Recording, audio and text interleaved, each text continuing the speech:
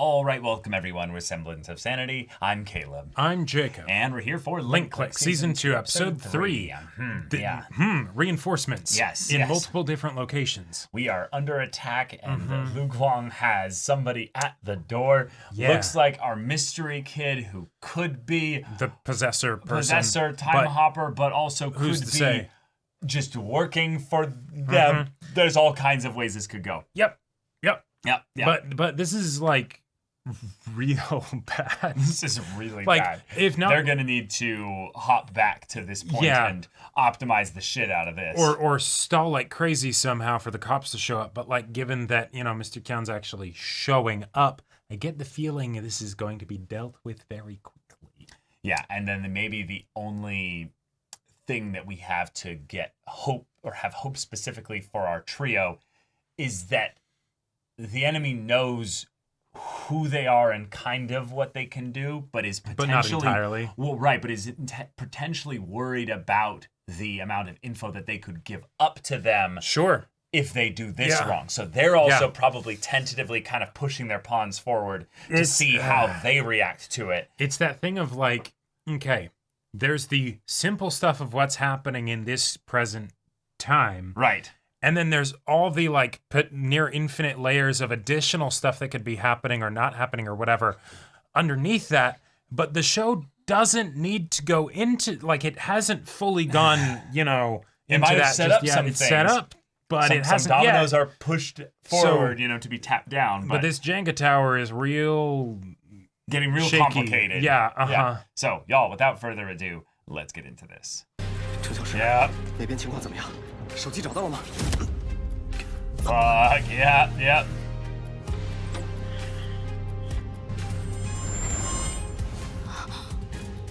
你们又是谁呀？ Wait. 赶着来送死的？ Oh, Oh, no. wait. 你们是？ Hang on. What? 三星勇士？ Wait. Feel like the Punisher right now. Wait. Okay, so that wasn't Mr. Kyan. Cool. I thought it was from the silhouette, but Yeah. And I think I saw Lu Guang's white hair behind that mask. Well, there's a couple ways they could be playing this, because this whole dynamic of having the,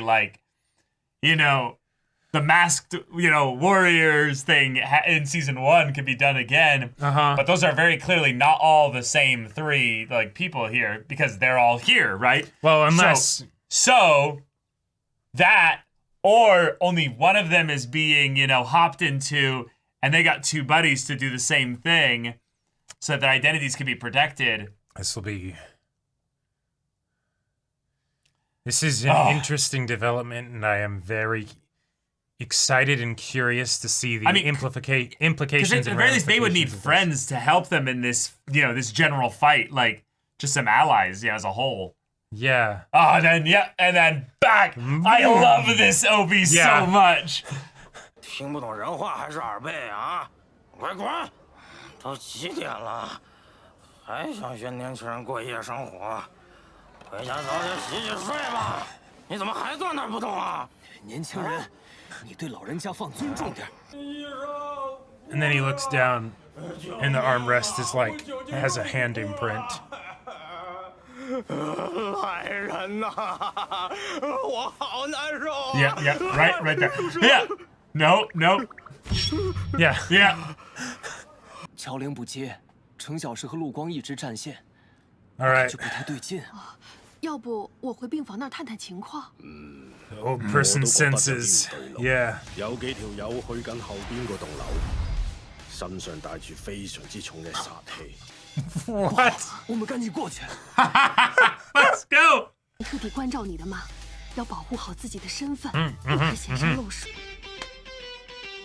Oh my god. Yes. Oh my god. This is so fucking awesome. And it's also kind of perfect because nobody would expect them to actually be old. Right. If they're moving around like crazy. 勇气之星，出光明。那边的2个年轻人，你们快走！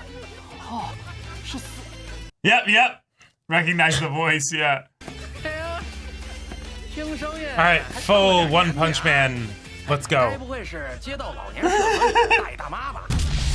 Yes. Oh! God damn!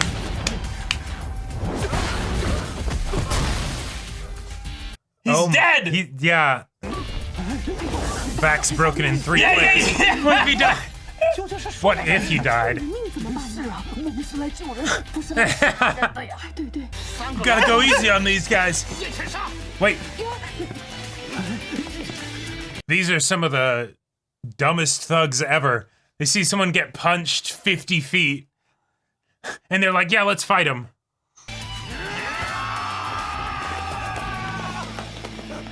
What?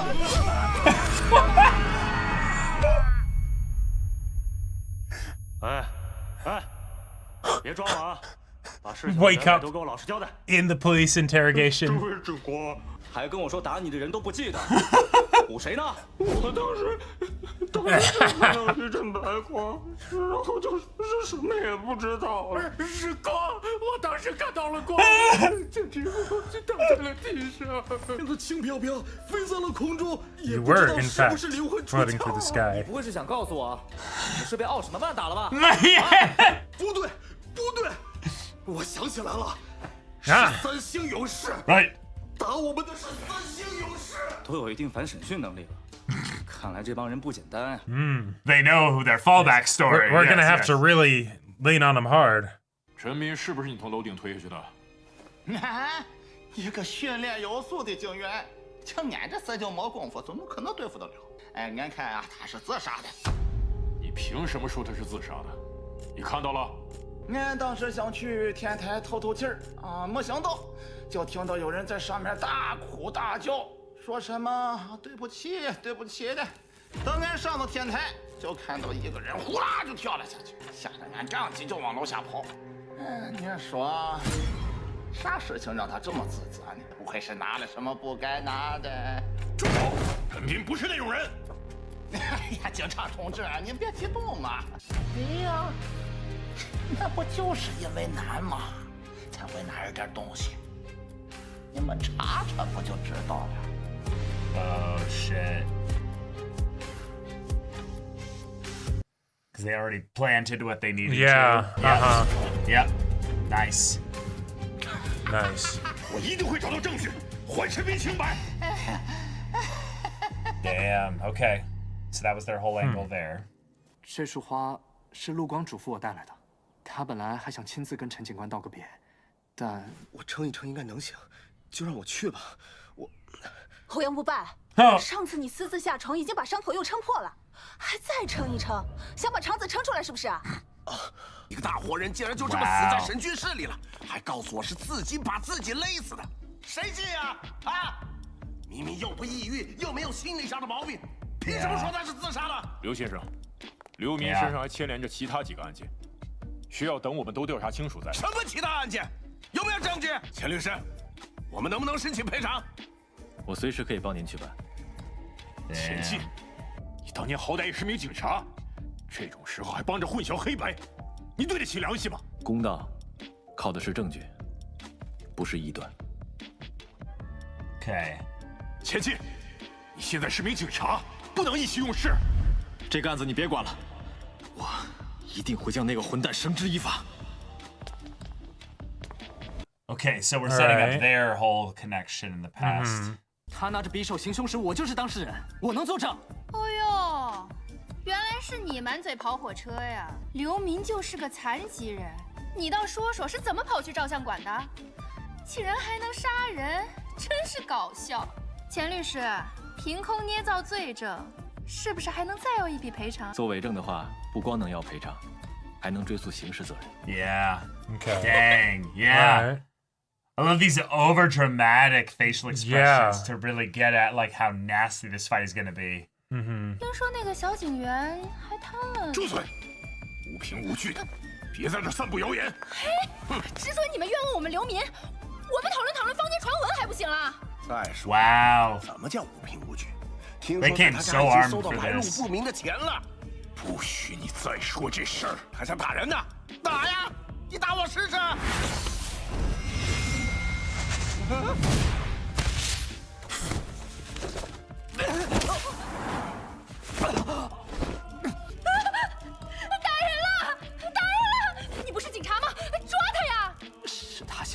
要求的。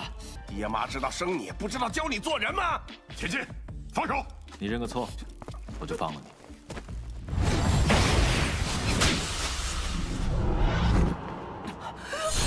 This is so anime. Holy Yeah, shit. I 这才叫打了人。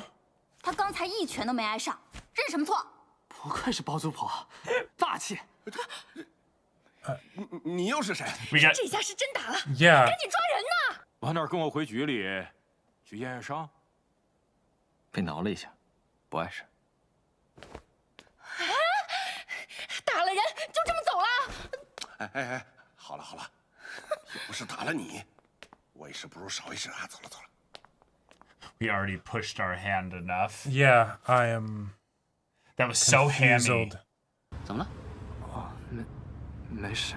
唉，时间真快呀，又晃2年了，婚礼也拖到现在还没办。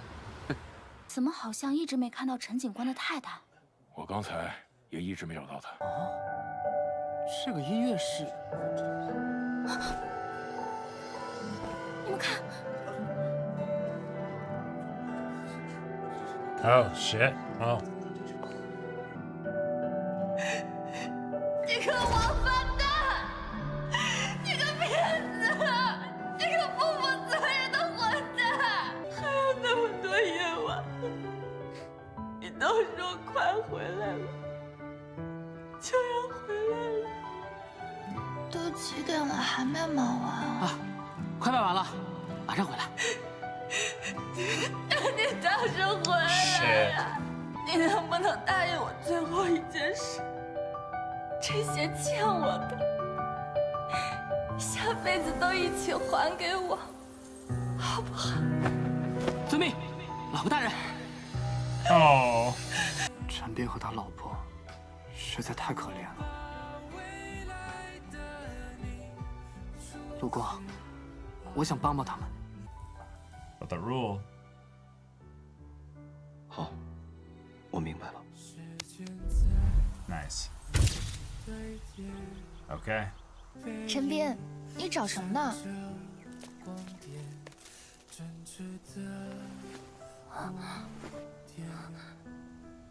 Wow. 这是 Yeah. 我，陈斌，此时此刻，将要郑重其事的向自己一生所爱的人求婚。我发誓，这一辈子都会爱你、保护你。不止这辈子，无论今生还是来世，你都愿意嫁给我吗？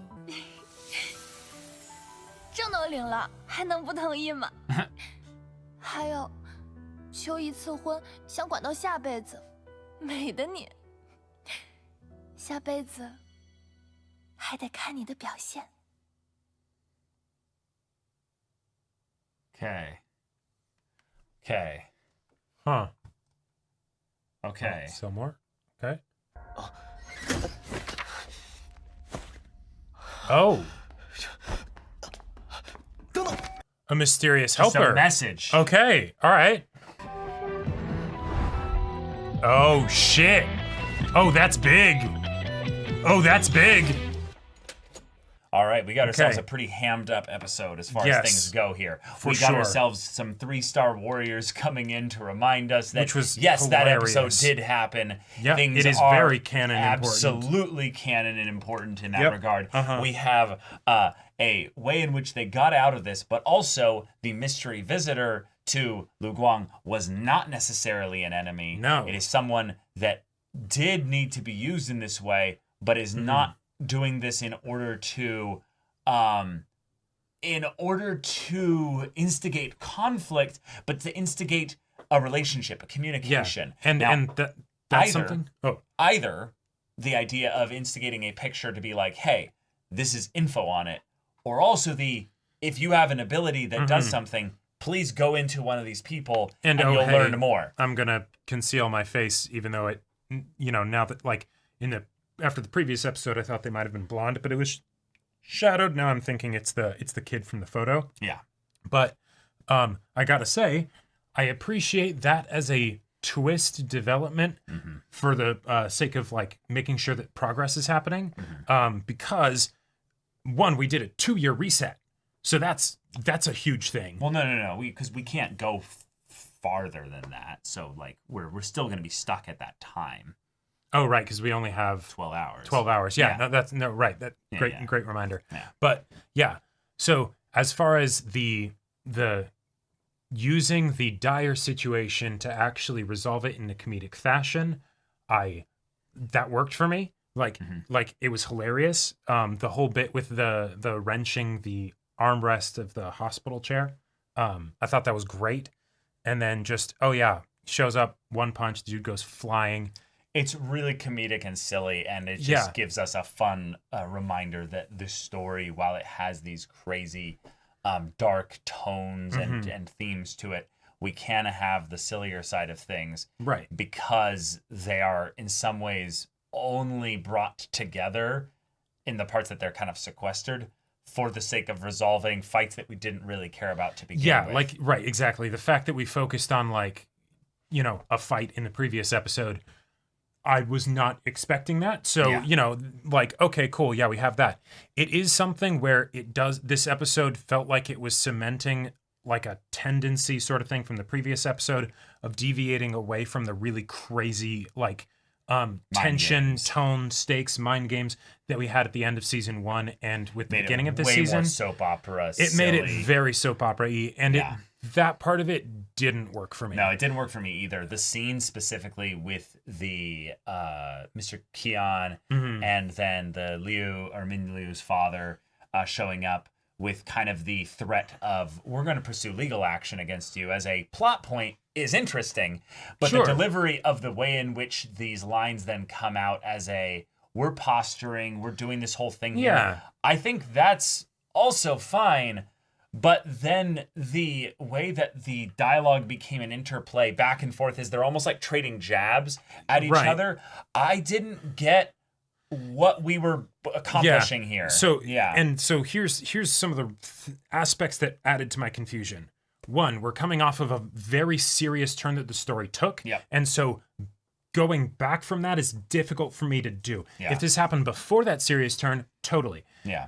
Second, this is coming off of a silly resolution to a serious situation, and then you're bringing up serious things like legal action and, things like that and burden of proof as a way to then add conflict after you've resolved a previous conflict with silliness, but then you're also bringing that stuff up, that serious stuff up for conflict in a way that also feels a bit silly. And so it's like, wait, which is it? I'm confused. What do you want here? What do you want here? And is the serious stuff something that only the bad guys get?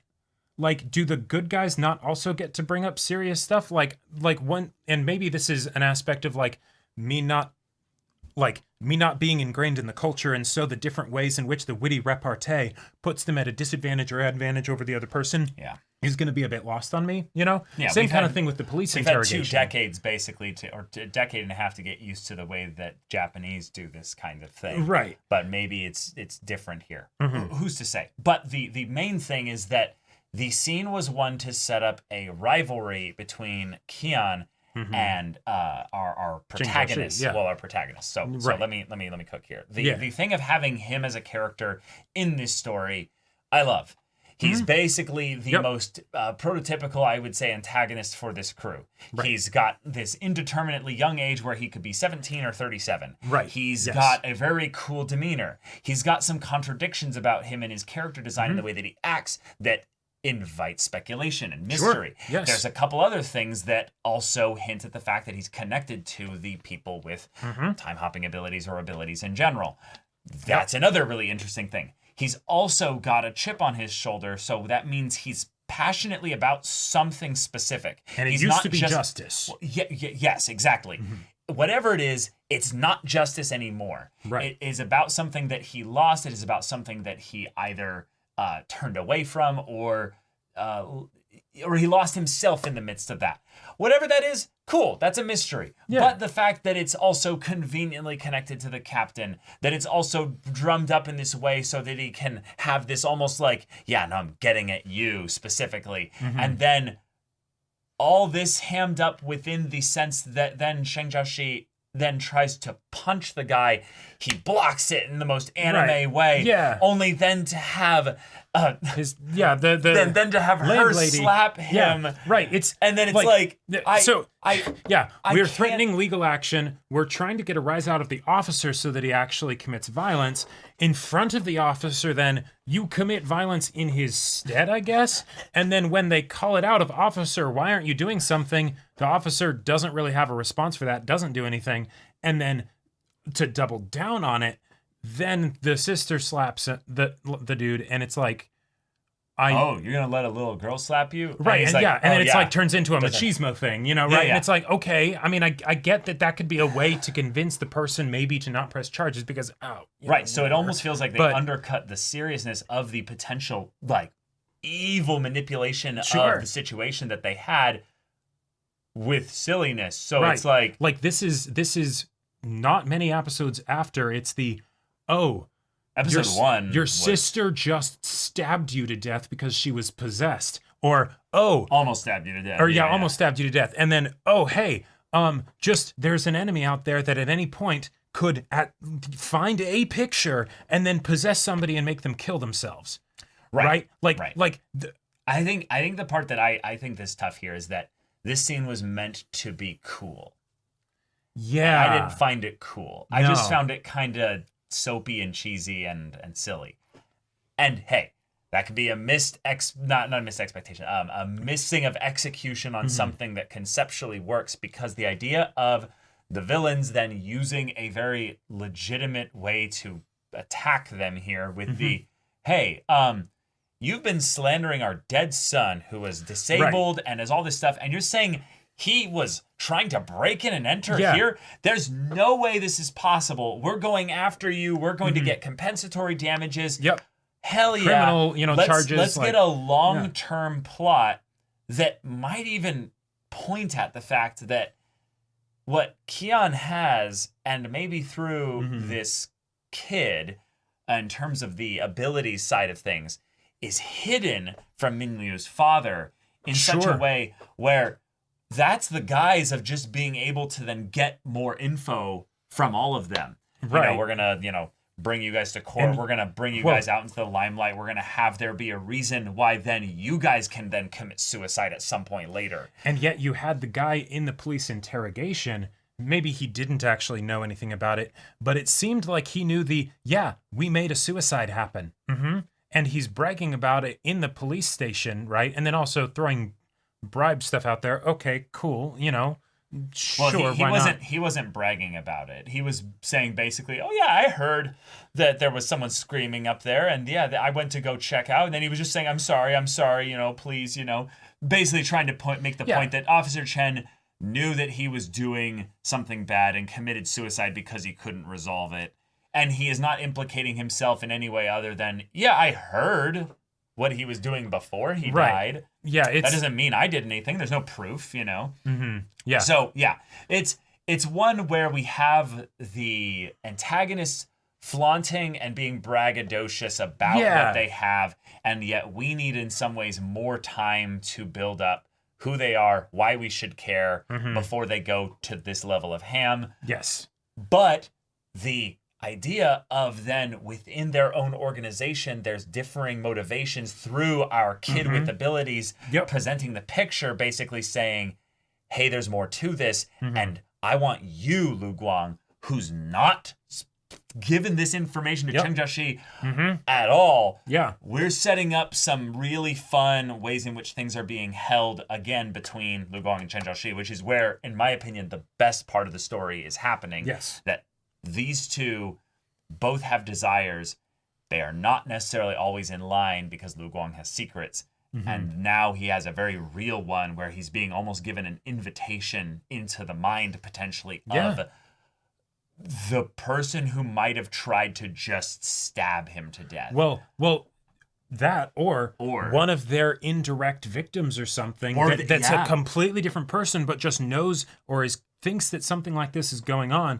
And it's like, hey, here's a safe way for us to talk. I'll possess one of them, and you possess the other. Yeah, I had a journal that I kept as a kid, and you can write in it. You can write in it, Yeah, and then yeah. you know, and like that part is so You could get interesting. into all sorts of stuff like that, and yeah, and that's probably the part that makes me extra confused because it felt like it keeps feeling like we're setting up to go into that stuff, and then we swerve and go into different things while still setting up more of that stuff. Which, again, this is another thing here. Because we're dealing with a time travel storyline here, in some ways, this is where the episodic storylines did the setup better, is that they linearly built up a lot of the emotional investment, whereas this one is basically saying, hey, this stuff is buzzing with importance, and we're going to give you the emotional buildup as to why this was such a big deal non-linearly, so that when we then go back 2 years to Officer Chen's stuff here, this moment of seeing these people in such anguish and pain will hit harder, but we'll have already seen it. So in some ways, while I definitely cared about Officer Chen as a character, I didn't care for him nearly as much as any of the episodic character story stuff, because we actually spent time getting to build up essentially both the characters that would have been the focus point in this mini story here. So if we get a really good backstory, little setup here with some time stuff, I'm all for that. Because that goes back in some ways the ways in which this show built our investment in it as a whole. Yeah. And then if we can then concurrently have something where Lu Guang might be doing something independent of Chen Zhaoxi. Sure. Doing maybe a reveal fun. that he can actually do some hopping into photos and stuff. And it's actually just that, no, I do a lot of this without Chen Zhaoxi knowing. That feels also like it's something that's been set up for a while, right? But It's like, now we're getting the confirmation of that. Yeah, exactly, and more of a look into exactly what that means, rather than just knowing that it happens in general. Yeah, yeah. But all in all, bit of an odd episode. We didn't really sync as much with even the wedding bit at the end. That just bit. Her walking down the aisle at the funeral, like that wasn't a wedding. Well, it's a stand-in for it, right? Because they never actually got the wedding ceremony. Right, they were just married. Like that was something that felt like it was. It felt like it pushed just past that envelope bit of like, yeah, we'll have some soap in like this show in general to like, you know, amp up the emotions and stuff. But that kind of, I don't know, that felt like it was more a character doing a thing for the audience than like. Well, we don't know her and Officer Chen yet. No. That's why it's being. Yeah. We're going to get the emotional buildup for that non-linearly. It's going to be told in the next episode. Sure. Yeah. Yeah, I just feel like that's one where we should almost give the show a little bit of like a, yes, it didn't work for us as much because it's done non-linearly. It's obviously going to be built up to in the next, episode here. I mean, I don't know. We need that actual thing to be done before we can. I almost got the sense that it's the going back into the picture was not to like, to build up to that event happening or whatever. But it's the emotional attachment to them as characters. Well, that it's the closure of the, hey, you weren't able to, like, because you were taken too soon, you weren't able to talk about this kind of stuff, right? The most that you can do is say it at his funeral. And because of that, I'll go back and make sure that those things are said, like that thing is addressed. Sure. But Yeah. But all right, y'all, thank you so much for watching this episode's reaction and discussion. If you want to see the next episode's reaction and discussion right now, though, go check out the link in the description below for our Patreon. You can get on early access there. You can watch full-length timer reactions there, and all this comes with Discord access, so you can chat with us in the community there about this show, about anime in general. And also be sure to check out our Twitch channel. So yeah, if any of that interests you, we'll see you there. But until then, we're Semblance of Sanity. I'm Caleb. I'm Jacob. And we'll see you all next time.